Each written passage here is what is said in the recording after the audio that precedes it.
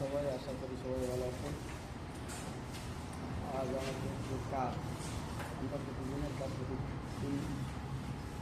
ফেসবুকে আপলোড দিয়ে থাকি। আর এই ভিডিওগুলো মানে ভালো লাগলে সবাই একটু লাইক